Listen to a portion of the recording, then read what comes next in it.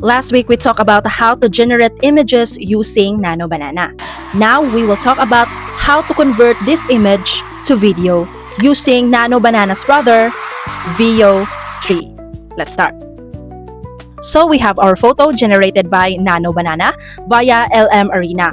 You can also use Google AI Studio. Make sure to check out the first video of this because we use Google AI Studio on that.